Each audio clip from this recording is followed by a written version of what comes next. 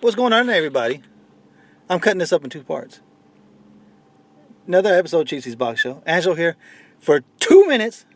My old partner. What's up, man? JP? What the hell is going on? We came down from the separate Mount Olympuses. You see, the relationship is still going strong. We're not, like parents, like, no, trust me, we're going to get back together. We're going to get, trying to make the kids feel better. Hold up, what you're doing a good job, Roddy. You're fired now. I told you the storm is a bitch, man. It got us doing a lot of stuff. But I just want to let you guys know that we are still together. We're still going to do our show. We were supposed to do it this week. It still ain't, everything ain't back together like it's supposed to be. But next week, Canelo, Triple G, we said we were going to do it. So me and JP have already agreed we're going to make it happen some way or another. It's going down. It's going down. So see your asses in a week. All right, here we go with the show. Prepare for combat, my adversaries crumble. Face it, I got a reputation for damage. Busters get ready to rumble. They lock me in a cell. Have me trapped in a living hell. Though not guilty, I'm still in jail. Brother, I serve my time like a soldier. Maintain composure. My shadow boxing a fight to the death. Busting boulders. Every boxer with a pair of gloves. Best give up love. Here's a man from the makings of a thug. A lethal weapon, mind sharp. And in my heart, there's a wish to shake the world with the flurry of my black fist. Now once a high school dropout. Now I'm the $1 million champ. Who's the next to get knocked out? You see, that's how you start a show. You start it off like that to let you guys know that we're going to be back, and to quench a little bit of thirst and to let you know what's in store next week and to get you guys ready for it, eager for it. Triple G and Canelo next week. Me and JP will be back together. So fear not. Once all this cleanup is over with, what's going on, everybody? Yes, my half of the show. You guys haven't checked out JP's already. You guys should have. Shame on you that you haven't. But you can follow the show on Twitter at Cheap Seats Box, iTunes. Rate and review. You will be the next unofficial sponsor. You guys want to sponsor the Triple G Canelo preview? Is that what you guys want to do? You guys should. I mean, shit, we're going through goddamn hurricanes and fucking biblical floods and still giving you content. You guys should be doing it, helping us out. You can email the show, cheapseatsboxing@gmail.com. Any questions, comments, anything like that, we will get back to you. That's what we do. That's how we roll. If you guys can, please keep on retweeting the show. Just keeps the show out there, gets more people, new people on there, because you guys all have followers that we don't. So maybe one of your guys' followers here or there pick up, and that's how we keep it going. Subscribe on the YouTube page. Try to get that moving a little bit more. But other than that, welcome everybody, all the listeners, including the Zoom listener. You know how we do it. I'm gonna save Superfly for the end. Let's start last weekend. Only one fight worth talking about, and not really, only because of how it ended. The return of the one-eyed bandit, Antonio Margarito, against Carson Jones on BN Sports. Boy, I tell you what, when you heard Margarito talking about, I want a third fight with Cotto was watching that fight and had to be going, shit, if I can get paid well enough, hell yeah, I'll take that fight. Shit, if that thing sells. I mean, it may have to get done in Mexico or Puerto Rico for Margarito to pass the medical exam. But if you guys saw it, Carson Jones starts out pretty good in the first round, and I think after that, Margarito had some good moments there, good rounds, 2 through about 5, maybe 6, or he won a majority of those rounds. But starting, I think it was round 7, 8, and 9, Margarito was done. He was finished. He was gassed out. The gas tank obviously isn't what it used to be. Carson Jones coming on. A bullshit point deduction. I think it was in the 7th round. And in the 8th and 9th, I mean, Margarito's getting... Well, let's go back to was it round 2 when the cut happened? There was a clash of heads. Margarito gets a cut over the eye. They'd look at it. He's fine to go. No problem. But, 8 and 9, Carson Jones is battering Antonio Margarito. And it looks like it's just a matter of time now. It really does. They go to the corner at the end of round 9. Margarito shakes his head. The fight's over. They stop it because of the eye. Well, I'll put that in quotes. So let's go to the scorecards because it was stopped because of the accidental butt before the 4th round, but it went past. So they go to the cards, and to say there was some home cooking is an understatement. That fight was probably at best a draw, 5 rounds to 4. Carson Jones with the point deduction making it even. That's the best case scenario. I guess if you wanted to make the argument that he won another round and it's 5-4 Margarito, you gave him every benefit of every doubt. But make no mistake, this fight was about to go. It was already going downhill, but it was about to come to an end. An abrupt halt to the career of Antonio Margarito. And if anything, let's just hope that this is the end. But I mean, he won pretty wide. I think it was 4 points on one card and 2 points on the other 2 cards. Not much to say, man. He lucked the fuck out.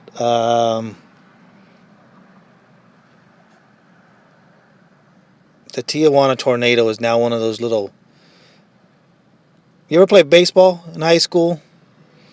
And you're out there on a windy day, and the dirt turns up, and it looks like a little mini tornado happening on the baseball field. That's pretty much what Margarito is down to.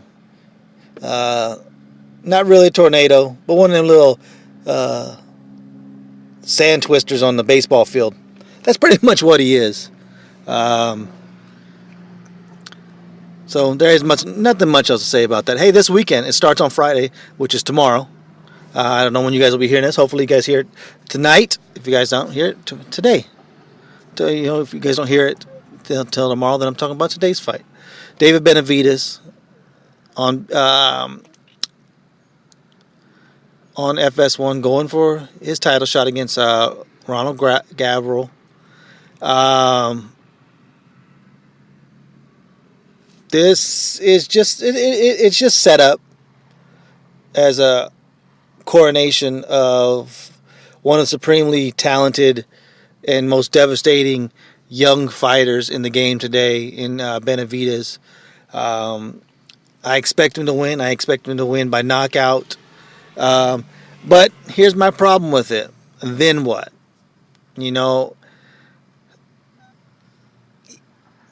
Once you say that I've got the talent to win a title and you go take a title, now that level of competition needs to stay at a certain level.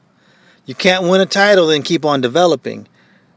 And if you do develop, it needs to be against stiff competition. It can't be tune-up fights and voluntary defenses and never a mandatory. I get it. You want to be like, some of these fighters, once they get that title, they want to be like fucking Adonis Stevenson. Never making a mandatory defense. Floyd Mayweather with the 154 title, never making a mandatory defense. Who else? I know there's a couple others. I'm blanking on some of the other ones, but I mean, once you get that, Deontay Wilder, but once you get that title, there's an expectation. Once you get here, this is where we need you to go from here. And then that will be the key. What will we see after this from Benavidez? Will he go back to the level of competition where he was at before this fight? Or actually 2 fights before this? Or will he continue to make that progression and getting stiffer and stiffer competition? Let's hope so. Let's hope there's a Durrell brother in his future.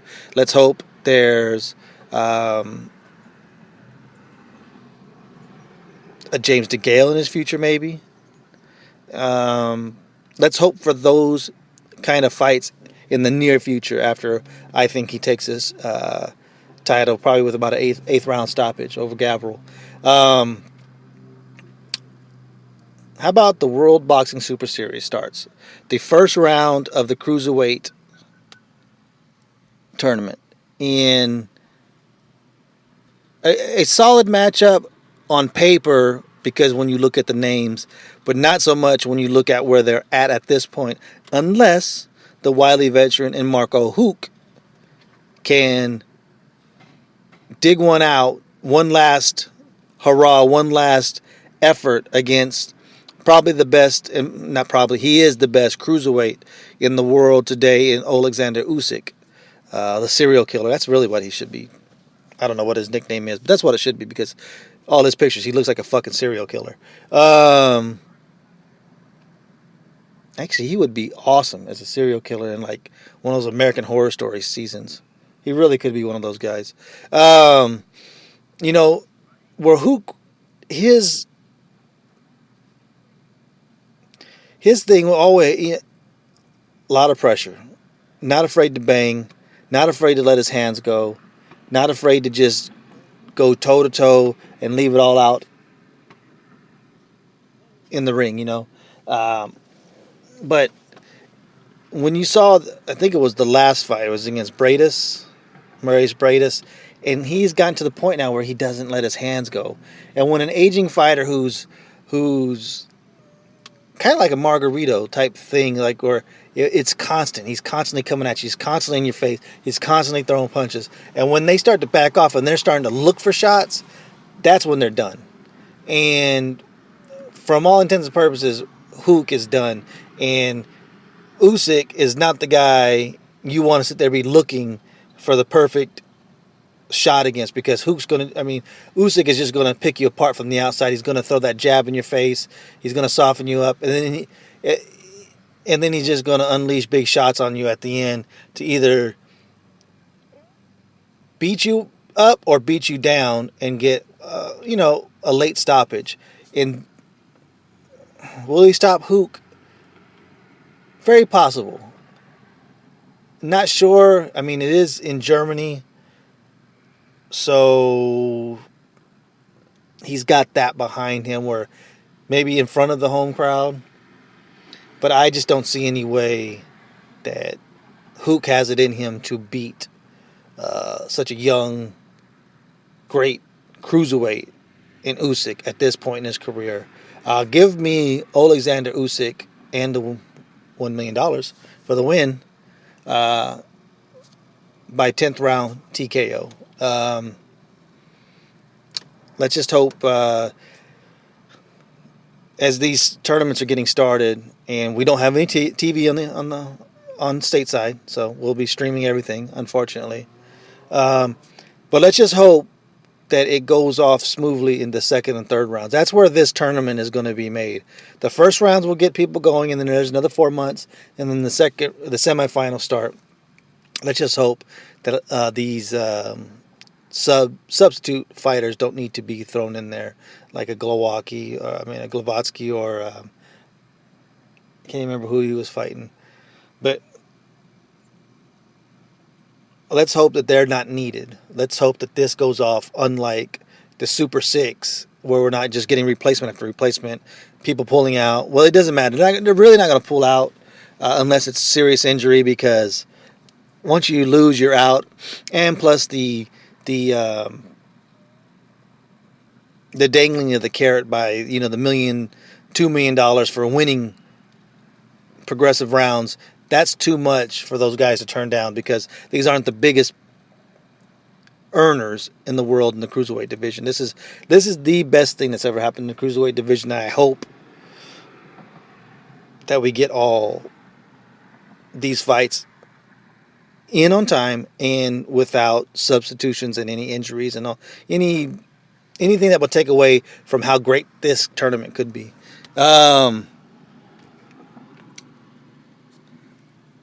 So I know what you guys are going to talk about. You guys want to talk about Superfly. Let's start with the monster. The Japanese monster in Naoya Inoue. Making his U.S. debut, his HBO debut.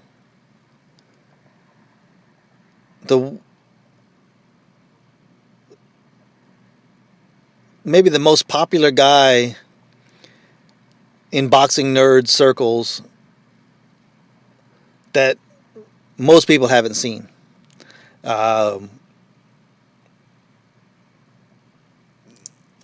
this fight is only against Nieves is only getting this fight was only set up to show and showcase the talents of Inoue. You're going to see the most unrelenting body attack. You're going to see true power at 115 pounds.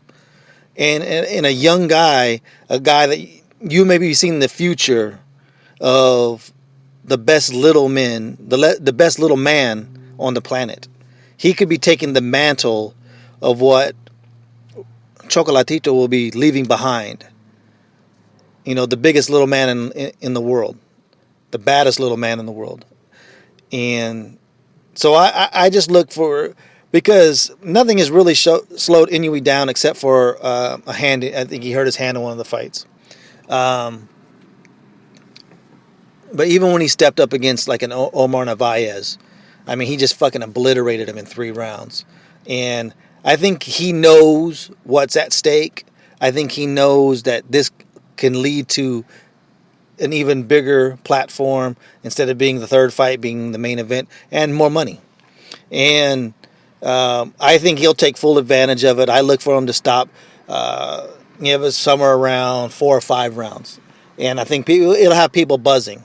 And that buzz may never stop because the lead-in fight for the main event, Juan Francisco Estrada,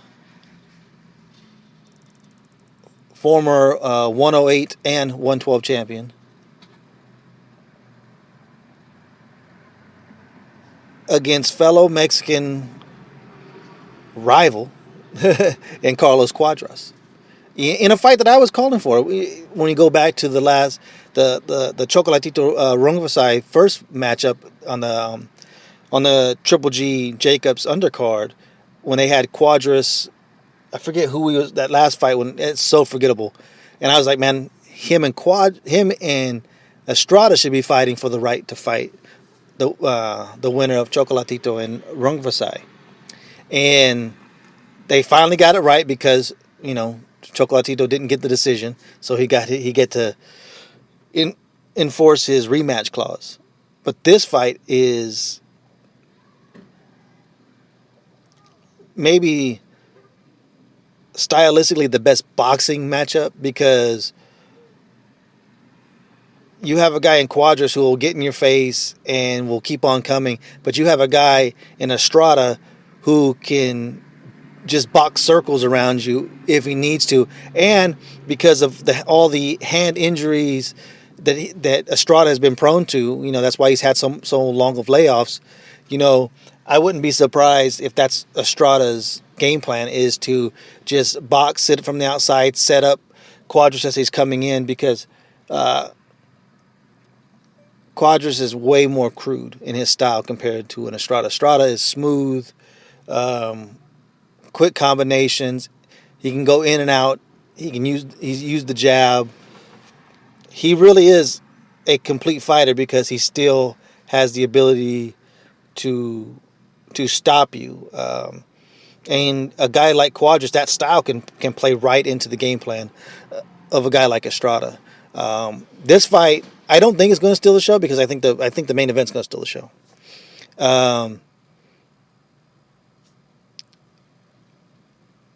But definitely this could be a reintroduction of Juan Francisco Estrada to the HBO audience, because he was on HBO. I think it was HBO 2 back in the day when he won his title against the flyweight title against Brian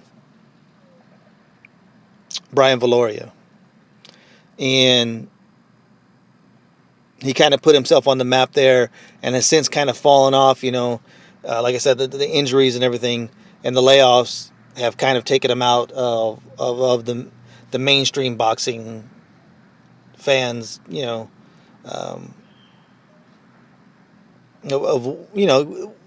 us as boxing fans, what we see is what we remember. And when he's on Unimas, and there ain't that many of us unless you're a junkie watching that shit. You know what I mean?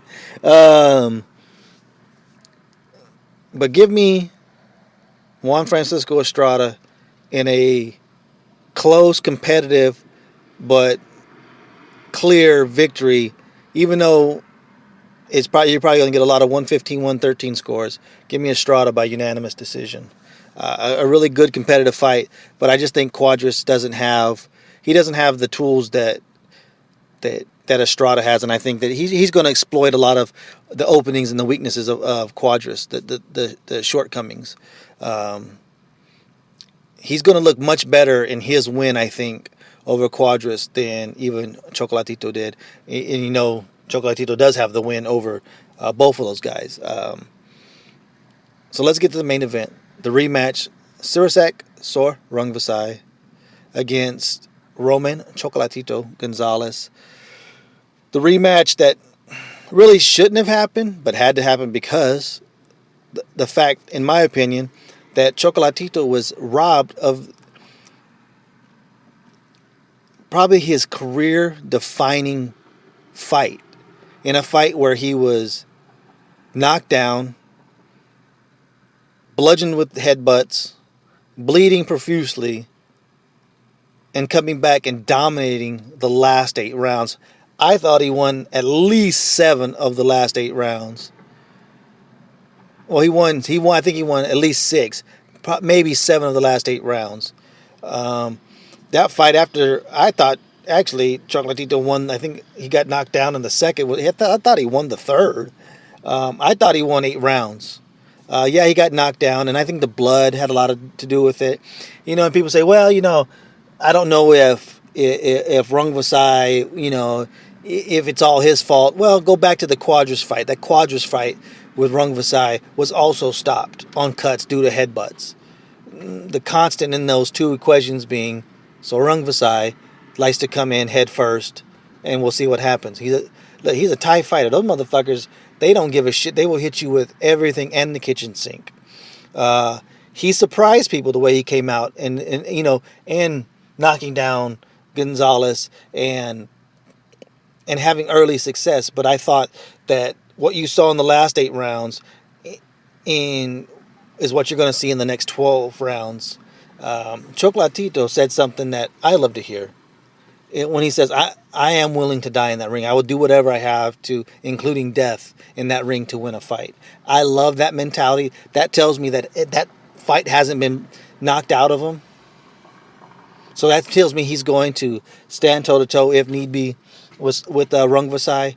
And I think Chocolatito is going to pick this guy apart. I think he is probably more motivated and determined than he's been in a couple years. I think he finally sees the fact that he's headlining an HBO card and will be headlining a second HBO card against the winner of Estrada and Cuadras, and headlining another one if he could get past that with a gigantic unification against Inoue.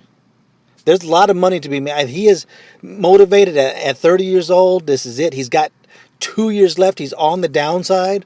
But I think his skill set and his determination, his footwork, his hand speed, his position of punches, everything is perfect for him to milk the last 2 years out for all it's worth cash-wise, because I think he is still better than Cuadras and Estrada. I think he wins either one of those fights, especially Estrada. Estrada and him are still the same size, where a guy like Cuadras may be a little bit bigger, Rungvisai may be a little bit bigger, Inoue may be a little bit bigger, but Estrada and him, no, they came up, they fought at 108, they went through 112 together, now they're at 115 together, where that size discrepancy isn't going to be as much. He could get to that Inoue fight. That may be one step too far for Chocolatito, but I think that this fight isn't that one that's going to give him a hiccup. I see him winning at least 8 rounds, 9. I'm going to say 9 rounds. I'm going to go 117, 110. If he can stay away from the cuts, if he can stay away from the headbutts and not get cut, and, I don't think he's going to get surprised by Rungvisai's power, obviously, in the second time around. So if you have no knockdown, you have no blood, I think people are going to see what they necessarily, especially the judges, what they necessarily didn't see in the first fight was a clear victory for Chocolatito. Yeah, I'm going once. I'm on it 117, 111. I think it's going to be 9 rounds to 3. I don't know if there'll be a knockdown in this fight. Actually, I think if there's a knockdown in this fight, it's going to be the other way. I think Chocolatito will get him in a knockdown. It may be a body shot, but I think he may get that knockdown to really solidify and put a stamp on this. Because like I said, that was the worst part of the robbery in my book in that first fight. It's like, yeah, Manny Pacquiao got robbed against Tim Bradley, got robbed against Jeff Horn, but Chocolatito's robbery of that win against Rungvisai, that was even greater because 1, he was undefeated, and 2, that to me that was his career-defining moment. That's the kind of fight that people will be talking about if they gave him that decision and he won that fight, 116 or 115, 112, which is what I had it. He wins that fight after coming back from the knockdown and the headbutts and all the blood. That's a career-defining performance. People would be talking about what an unbelievable comeback that was, and what a stamp and a solidification of his number 1 ranking pound for pound in most people's eyes. And that's why I haven't dropped him very much in what I consider the best fighters in the world. Is he on the downside? Yeah, he's absolutely on the downside. Any fighter that size in their 30s, I mean, they're past it in a. But I don't think he's that much over it. He's on the downside. I would say almost into akin of what Triple G is. Yeah, he's on the backside of his career, but I think he's still got a lot of fight left in him. So I think that fight it has no other way it can go but to be an exciting back and forth, just grueling, just toe-to-toe battle. And I think people will be talking about Chocolatito after he wins this fight. It'll almost be where it's like, well, he did win that first fight, so then people will start talking about it. I think you still have to consider him, top 3, 4, 5 best in the world. And I know there's a lot of people who don't want to do the pound for pound rankings, but those people tend to bring up pound for pound a lot of times, even though they don't do them. It happens. If you don't do them, then don't talk about them. Like me. I wasn't going to do the fucking McGregor-Mayweather fight, so I didn't fucking talk about it until it was over. Like, did you guys have fun? Overpaying for some bullshit? But if you're constantly talking about the pound for pound and you don't do it, you still keep that fucking running tab in your head. You may not have it on paper, you may not always talk about it, but we all have that list of who we think the best fighters in the world are. And that, except for ours, because we do base a lot of things on people going through weight classes, that is generally what a pound for pound is. It really isn't pound for pound as much as you think it is. Just the ranking who you think the best fighter in the world is. Who's the most dominant at their weight. It's not about... I understand the original thought of pound for pound, but to me it was always, who is the most dominant fighter in and around their weight? And that, to me, is what a pound-for-pound fighter is. It isn't a mythical fucking matchup between Chocolatito and fucking Anthony Joshua. That's just stupid. That's where that shit is stupid, and I totally agree with that. To me, it's just about who's the best, who's the most dominant in and around their weight classes. That's why we like to do, say Chocolatito when he was at 112. This is why, because he won 105, he won 108. He was at 112 a champion. There's 3 weight classes. When he went to 115, he had the title. That was his 4th weight class, undefeated. Yeah, that is truly pound for pound. He has made it through the fucking ranks of the weight classes. Manny Pacquiao, Floyd Mayweather, they had done the same, and that's how we come about it. And I think after this performance, Roman Gonzalez is going to be right back in the talks of one of the best fighters in the world, because I think his performance this week will be that dominant. It'll be that clear. And people will be like, man, it's almost like he was rejuvenated. And I think maybe the loss did rejuvenate him. Maybe it made him appreciate that undefeated #1 fighter in the world mark that everybody looked to. Some of that is gone, and maybe it remotivated them. Hopefully that's the case, and we get the best chocolatito that we can get. I'm going to cut it off there. Like I said, well, you heard in the beginning, me and JP was together. Then we haven't got a divorce or anything like that, guys. We're not separated. We're good. We're going to be back next week. I know I said that last week, but that you heard us both together. Confirm it. We will be back together. Canelo, Triple G next week. Reviewing all this weekend's action coming up. It's going to be a full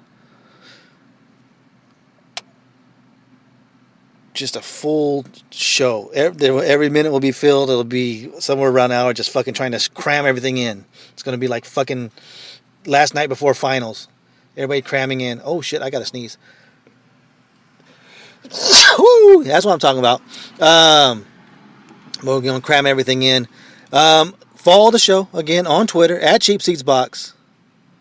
iTunes, rate, review. You'll be next unofficial sponsor. If you do it this week, you'll be the unofficial sponsor of probably one of the most listened to shows of the year in Canelo and Triple G.